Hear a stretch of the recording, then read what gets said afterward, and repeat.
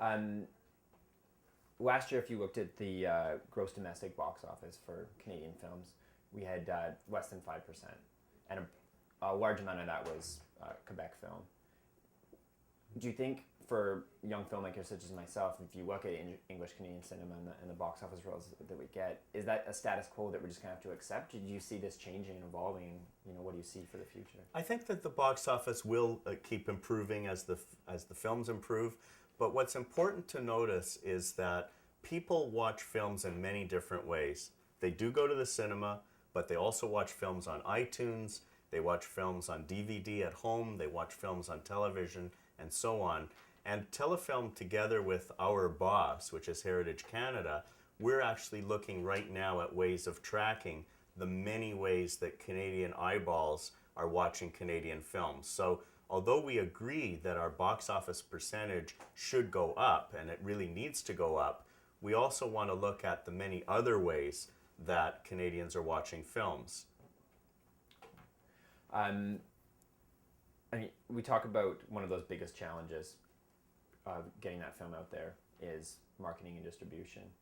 In a typical production budget, a lot of the producers that I've talked to over the course of the past few months that we've been doing this talk about how when things go bad, the first thing to go is the marketing budget, and that gets thrown back into the film. But then when they finish it, they really don't have any money to get out there and for anyone to see it. What's Telefilm's view of how much money has to does there a percentage that has to be dedicated to marketing, or is that up to the producer? No, we actually we do mandate that within the production budget there have to be certain amounts allocated for unit publicity, for example.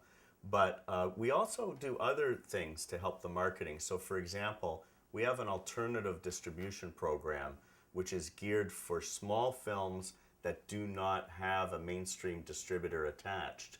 And we've had many terrific films like The Baby Formula that have benefited highly from that program. So what we do with a film like Rock, Paper, Scissors or A Baby Formula or A Passenger Side is we say to the filmmaker, file a marketing budget and we're going to help you to fund the costs of making sure that Canadians know about this film and that this film can appear in theaters the same way that much larger films do.